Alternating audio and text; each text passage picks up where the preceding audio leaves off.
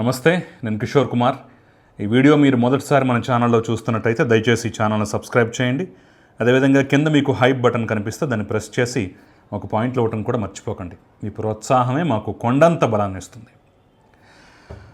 శవాల మీద పేలాలు ఏరుకునేటటువంటి బ్యాచ్ ఎలా ఉంటుంది, పెండాకూటి కోసం ఎదురు చూసే కాకుల్లా గద్దల్లా ఎదురు చూసేటటువంటి బ్యాచ్ ఎలా ఉంటుంది అంటే, ఇదిగో ఈరోజు విశాఖపట్నంలో స్టీల్ ప్లాంట్ ప్రమాదంలో బాధితుల్ని పరామర్శించేటటువంటి క్రమంలో తెలుగుదేశం పార్టీ నాయకులు వెళ్ళినటువంటి సందర్భంలో కొన్ని బ్యాచ్లు, కొంతమంది వ్యక్తులు, కొంతమంది సంఘాల వాళ్ళని చూస్తుంటే నేను చెప్పినటువంటి మాట అచ్చంగా అచ్చుగుద్దినట్టుగా పొల్లుపోకుండా అక్షరం మార్చకుండా నిజమే అనేటటువంటి భావన అయితే మీకు కలుగుతుంది.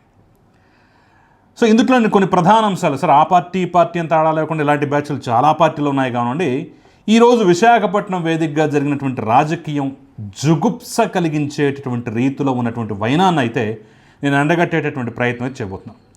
ఫస్ట్ ఎక్కడి నుంచి మొదలు పెట్టాలి అన్నప్పుడు వైఎస్ఆర్ కాంగ్రెస్ పార్టీ అఫీషియల్ హ్యాండిల్లో వచ్చినటువంటి ఒక పోస్ట్ చూసిన తర్వాత ఇదిగో ఇక్కడి నుంచే మనం మొదలు పెట్టాలి, ఇక్కడి నుంచే మాట్లాడాలి అనే భావన అయితే నాకు కలిగింది. ఒకసారి అదేంటో మీకు చూపిస్తాను, మీరు చూడండి.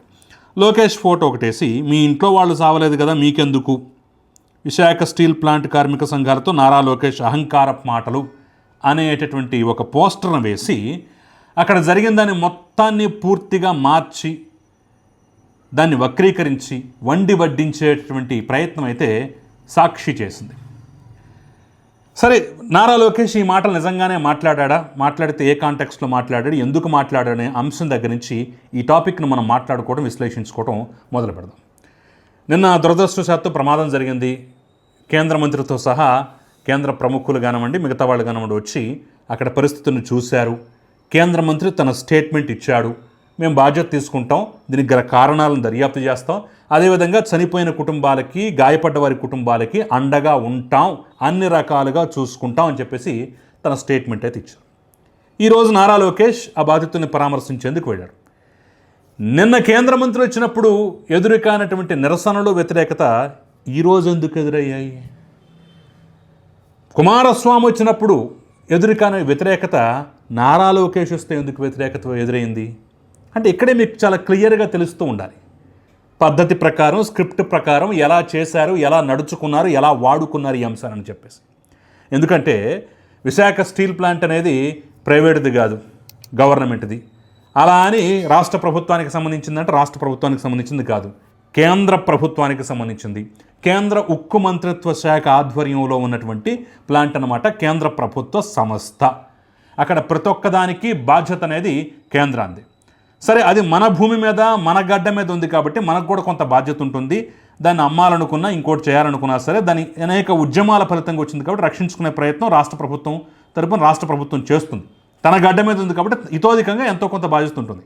కానీ దాని ఆపరేషన్స్ కానివ్వండి, మిగతా వ్యవహారాలు కానివ్వండి, దాని బాగోగులు, మంచి చెడ్డ మొత్తం కేంద్రం చూసుకుంటుంది. లేకపోతే పని లేక సంఘటన జరిగినటువంటి 5 నిమిషాల్లోనే 10 నిమిషాల్లోనే మొత్తం రాష్ట్ర వ్యాప్తంగా ఈ అంశం మీద పెద్ద ఎత్తున గగ్గోలు మొదలైతే ఆగమేఘాల మీద కేంద్ర మంత్రి ఎందుకు వచ్చాడు? వాళ్ళ సంస్థ కాబట్టి, వాళ్ళకి బాధ్యత ఉంది కాబట్టి. మరి మీ ప్రశ్నలు ఏమన్నా ఉన్నా, మీ బాధలు ఏమన్నా ఉన్నా, మీరు మాట్లాడాల్సింది ఏమన్నా ఉన్నా, మీరు చొక్కా పట్టుకుని నిలదీయాల్సింది ఏమన్నా ఉన్నా నిన్న కేంద్ర మంత్రి వచ్చినప్పుడు చేయొచ్చు కదా. మరి అప్పుడు గప్ చిప్ సాంబార్ బుడ్ అన్నట్టు ఎందుకున్నారు? ఈరోజు రాష్ట్ర మంత్రి నారా లోకేష్ ఒక బాధ్యతాయుతమైన పదవిలో ఉన్నాడు కాబట్టి, ఒక బాధ్యత కలిగిన వ్యక్తి కాబట్టి పరామర్శించేందుకు వస్తే ఆ పరామర్శను అడ్డుకోవటం ఏంటి నాకు అర్థం కాదు. ఒకవేళ ఏదన్నా కేంద్రం మాట తప్పినా, లేదంటే రాష్ట్ర ప్రభుత్వం చేయాల్సింది చేయకపోయినా అప్పుడు మీరు మాట్లాడినా, కాలర పట్టుకున్నా, గట్టిగా నిలదీసినా అర్థం ఉంది. అరే, జరిగిన ప్రమాదం 24 గంటలు కూడా గడవట్లేదు, బాధితులను పరామర్శించడానికి లోకేష్ వస్తే అతను నిలదీయటం ఏంటి? పైగా దీనికన్నా ముందే ఆర్గనైజ్డ్గా ఆ సాక్షి విలేకరులు, సాక్షి పత్రిక వాళ్ళు వాళ్ళ తరహాలో హంగామా వాళ్ళు చేస్తారు. వికృత క్రీడలో బ్రేకింగ్ న్యూస్లు. ఆ సందర్భంలోనే అరే ఒక పక్క బాధితులు ఉన్నారు, ఇక్కడ శవరాజకీయం ఏంటి, అరే ముందు వాళ్ళని ఓదార్చాలి, వాళ్ళని పరామర్శించాలి, వాళ్ళ బాధలేంటో తెలుసుకోవాలి, అవసరమైతే మెరుగైన వైద్య సదుపాయం మేము అందిస్తామని చెప్పేసి వాళ్ళకి ధైర్యం నింపాల్సిన సమయంలో మీరు ప్యాకేజ్ ఎందుకు ఇవ్వలేదు, అదెందుకు ఇవ్వలేదు, అదెందుకు ప్రకటించలేదు, ఇదెందుకు చేయలేదని చెప్పేసి ఈ వికృత క్రీడ. ఏమనంటే కమ్యూనిస్టులు అని చెప్పేసి ఒక ఇది. కమ్యూనిస్టులు అయినంత మాత్రాన ఇష్టం వచ్చినట్టు మాట్లాడవచ్చు, ఇష్టం వచ్చినట్టు చేయొచ్చా? ఈరోజు నారా లోకేష్ చెప్తున్నారు, ఎవరో మీరు అసలు ప్యాకేజ్ ఇవ్వకుండా ఉంటే ఇది తెరుచుకునేదే కాదు, తెరుచుకోకపోతే ఈ ప్రమాదం జరిగేదే కాదు, ఇంతమంది చచ్చిపోయేవాళ్లే కాదా అని చెప్పేసి మాట్లాడుతున్నాడు. అసలు దీనికి మించిన దిక్కుమాలంతనం, దీనికి మించిన దుర్మార్గం ఎక్కడన్నా ఉందా? ఎవరన్నా ఇప్పుడు మన ఇంట్లో ఎవరికన్నా షుగర్ వచ్చిందనుకోండి, ఒంట్లో డయాబెటీస్ వచ్చిందనుకుందాం, అరే నువ్వు పండించకపోతే మా వాడు రోజు ఆహారంలోకి రైస్ తీసుకునేవాడే కాదు, రైస్ తినటం వల్లే మా వాడికి షుగర్ వచ్చింది, కాబట్టి దీనికి బాధ్యత నువ్వే పండించకుండా ఉంటే మా వాడు అసలు రైస్ ఎందుకు తినేవాడు అని చెప్పేసి ఒక రైతుని బ్లేమ్ చేస్తే ఎలా ఉంటుందో ఇది కూడా అలాగే ఉంటుంది. మీరు ప్యాకేజ్ ఇవ్వకపోతే స్టీల్ ప్లాంట్ తెరుచుకునేదే కాదు, స్టీల్ ప్లాంట్ తెరుచుకోకపోతే అసలు ఈ ప్రమాదం జరిగేదే కాదు, ఇంతమంది చచ్చిపోయి, ఇదేం లాజిక్ అసలు? పిచ్చి లాజిక్. డయాబెటీస్ పేషెంట్ వచ్చి పల్లెటూరులో ఉండే రైతుతో పోట్లాడినట్టు ఉంటుంది. అసలు నువ్వు వరి పండించకపోతే నేను తినేవాడినే కాదు, నేను తినకపోతే అసలు నాకు షుగర్ వచ్చేదే కాదు, దీనికి పాపం నీదే బాధ్యత, వైద్య ఖర్చులు నువ్వే భరించాలి అంటే ఎంత చండాలంగా ఉంటుంది. ఇప్పుడు ఇది కూడా అంతే చండాలం. సో ఆ కాంటెక్స్ట్లో ఆ సందర్భంలో, అయ్యా నేను మీ ఇంట్లో ఎవరు చచ్చిపోయింది మీరు కాదు, నేను సంఘాల వాడితో మాట్లాడలేదు, నేను బాధితులతో మాట్లాడటానికి వచ్చాను, వాళ్ళని పరామర్శించడానికి వచ్చాను, మీరు మధ్యలో అడ్డుపడకండి, ఈ సందర్భంగా రాజకీయం చేయడం కరెక్ట్ కాదు, మీరు మాట్లాడకండి, మీరు నన్నెందుకు ఇది చేస్తున్నాను, నేను బాధితులను పరామర్శిస్తుంటే మీకేంటి అభ్యంతరం అని చెప్పేసి కొంత ఘాటుగానే మాట్లాడాడు. అంతే కదా, బాధితుల్ని పరామర్శిస్తుంటే వాళ్ళు వచ్చి నారా లోకేష్ నిలదీయటువంటి, కేంద్ర మంత్రిని పట్టుకోవాలి, కేంద్ర మంత్రిని నిలదీయాలి, కేంద్రం చెప్పి చేయించుకోవాలి ఏదన్నా ఉంటే, లేదా రాష్ట్రంగా మీరు కూడా కేంద్రంతో కలిసి ఇంకా మెరుగైన ప్యాకేజ్ ఇవ్వాలి, లేదంటే నష్టపరిహారం ఎక్కువాలని చెప్పేసి మాట్లాడటం వేరు, కానీ నిలదీయటం ఏంటి అసలు నాకు అర్థం కాదు. అక్కడ ఏమైనా లాజిక్ ఉందా? ఆ సందర్భంలోనే ఒక పక్కనే బాధితులు కన్యళ్లతో ఉంటే ఇంకా మీరు ఈ రెచ్చగొట్టే మాటలేంటి, ఇక్కడ రాజకీయం ఏంటని చెప్పేసి మాట్లాడితే దానికి వికృతి క్రీడను ఇది చేస్తారు. ఇక నంబర్ 2, బాధ్యతాయుతమైన పదవిలో ఉన్నటువంటి మరి జగన్మోహన్ రెడ్డి ఎందుకు రాలేదు, ఎందుకు పరామర్శించలేదు? దీని గురించి సాక్షిలో కానీ, వాళ్ళ పేపర్లో కానీ, వాళ్ళ సోషల్ మీడియాలో కానీ, వాళ్ళ పత్రికల్లో కానీ దేంట్లోనూ ఒక్క మాట రాదు. ఎందుకంటే ఆల్రెడీ ఈ వారం షెడ్యూల్ అయిపోయింది, మళ్ళీ వచ్చే వారం ఎప్పుడో దిగుతాడు, లేదంటే రేపు ఎల్లుండో దిగుతాడు, అప్పటి వరకు వెయిట్ చేయాల్సిందే. అంతకుముందు నందిగామలో కానీ మరో చోట కానీ బస్సు ప్రమాదం లాంటివి జరిగితే, శవాలు దొరికితే ఆగమేఘాల మీద వాలిపోయినటువంటి జగన్మోహన్ రెడ్డి మరి ఇప్పుడు ఎందుకో రావట్లే, బెంగళూరుకి మకం మార్చిన తర్వాత తీరిగ్గా ఏం జరిగినా సరే ఈ వారం షెడ్యూల్ అయిపోయింది, మళ్ళీ నెక్స్ట్ వారం వస్తాను అనేటటువంటి రీతిలో ఉంది. మరి అంత బాధ్యతాయుతమైనటువంటి వ్యక్తి మరి జగన్మోహన్ రెడ్డి ఎందుకు దాన్ని మరి ఎందుకు సోషల్ మీడియా ప్రశ్నించట్లేదు, దాన్ని ఎందుకు మరి ఇది చేయట్లేదు? అంటే ఇక మెత్తగా ఉంటే ఒత్తబుద్ధి అవుద్ది, మొట్టబుద్ధి అవుద్ది అని చెప్పేసి వీళ్ళు ఆగమేఘాల మీద రావటం, పరామర్శ చేయటం, వాళ్ళకి అండగా ఉండామని అనుకోవటం, అవసరమైతే కేంద్రం ఎంత ఇస్తుందో చూసి దాన్ని బట్టి మనం రాష్ట్రం తరపున కూడా మనకు ఇద్దామని, అవసరమైతే వాళ్ళకు పర్మనెంట్ ఉద్యోగాలు ఇవ్వడానికి రూల్స్ ఒప్పుకోకపోయినా సరే మేము కృషి చేస్తామని చెప్పేసి కుమారస్వామి చెప్పాడు. రాష్ట్ర ప్రభుత్వంగా దానికి కూడా మేము కూడా కట్టుబడి ఉన్నాం, మేము కూడా కేంద్రంతో గట్టిగా మాట్లాడుతూ ఉంటున్నారు.